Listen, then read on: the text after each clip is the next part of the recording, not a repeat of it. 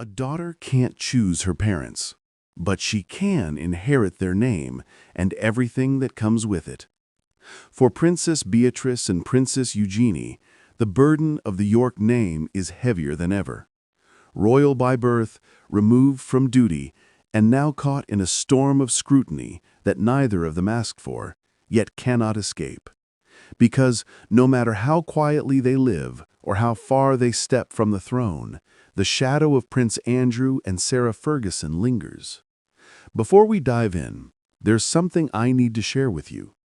Over the past few days, thousands have watched these stories unfold, but most haven't subscribed. If you're one of them, I invite you now to join us. Subscribe to Crownverse so you never miss the next chapter in this unfolding royal history. They were once considered the quiet royals.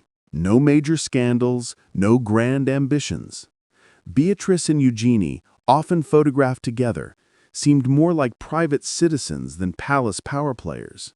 They weren't working royals, yet they attended family events with grace. They smiled in the background while the spotlight fell on others. But now, the background has turned into the story.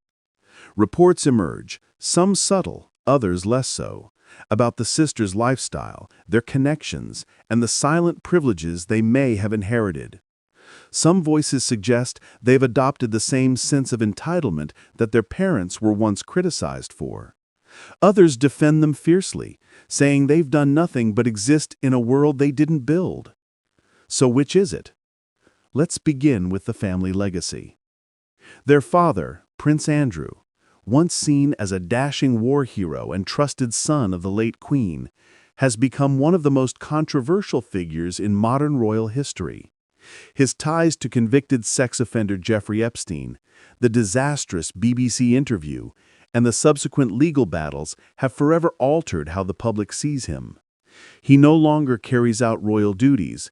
His reputation, many say, is irreparably damaged. Their mother, Sarah Ferguson, known as Fergie, has navigated her own scandals. From financial struggles and toe-sucking headlines in the 1990s to resurfaced emails praising Epstein as a supreme friend, she too has lived a life under public disapproval. Though she remains in close proximity to the royal family, she is not officially reinstated into royal duties. And then there are the daughters. Beatrice and Eugenie have always defended their parents. In interviews, they've described their family as close, supportive, and deeply bonded. In 2018, Eugenie even said they are the best parents in the world. That loyalty has earned admiration, but also scrutiny, because public forgiveness for Andrew and Sarah is far from unanimous. And in the eyes of some, their daughter's continued embrace of that legacy raises questions. Do Beatrice and Eugenie carry their parents' blind spots? Tabloid sources suggest the princesses maintain close ties with some of the same wealthy circles that surrounded their parents: fundraisers, financiers, luxury retreats. There are mentions of private homes, elegant parties, and insider connections. Some critics allege this is the soft face of royal entitlement, not scandalous, but quietly exclusive. To be clear, neither Beatrice nor Eugenie have been accused of wrongdoing. But speculation doesn't need proof. It only needs presence. And that presence has grown louder. When Andrew was removed from royal duties and stripped of his honorary military titles, questions swirled about where Beatrice and Eugenie stood. They were seen with him at Balmoral. They were photographed at private dinners. At events where other royals kept distance, the sisters stayed close. Publicly, they've said little. But silence in the royal world speaks volumes. Then came the resurfacing of older concerns. Critics recalled past claims of taxpayer-funded renovations, private security, and privileged access to royal properties, even after both sisters had begun building their own independent careers. Beatrice works in finance and tech. Eugenie is in the art world. Both have careers, husbands, children of their own. But the name remains. The title remains. And with it, the questions. Are they truly independent? Or are they still, in subtle ways, protected by the invisible architecture of royal privilege? In recent months, royal commentators have revived the term soft royals to describe them. Family members who, while not officially working for the crown, continue to enjoy access, status, and security not afforded to the average citizen. One insider reportedly told a royal columnist, "They aren't modern princesses. They're just as entitled as their parents.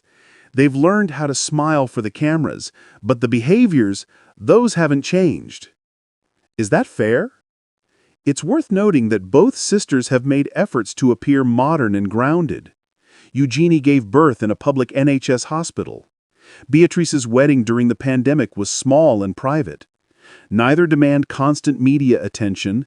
Their social media presence is carefully curated, soft and personal. But in the court of public opinion, appearances aren't always enough.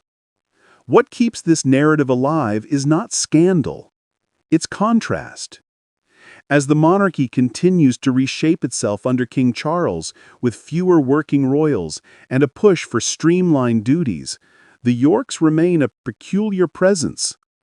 Close enough to be noticed, quiet enough to avoid comment, but still inside the room. And that, perhaps, is the tension. Because in the new royal order, proximity is power. And many wonder if Beatrice and Eugenie will continue to benefit from a family name that in recent years has come to symbolize something very different from public service. Will they evolve with the monarchy? Or will they remain as emblems of a different royal era? One marked by glamour, missteps, and a refusal to let go of privilege? It's too early to say. But what's clear is this. The York sisters are no longer background figures. Whether by choice or circumstance, they are now part of the royal conversation, and it's one that's only growing louder. As the crown tightens its circle and reshapes its future, the daughters of Prince Andrew and Sarah Ferguson face a crossroads. Not one of scandal, but one of perception. And in the world of royalty, perception can be just as powerful as truth. If you enjoyed this journey into the hidden world of the crown, don't forget to like, subscribe, and join us here on Crownverse, where royal history lives on.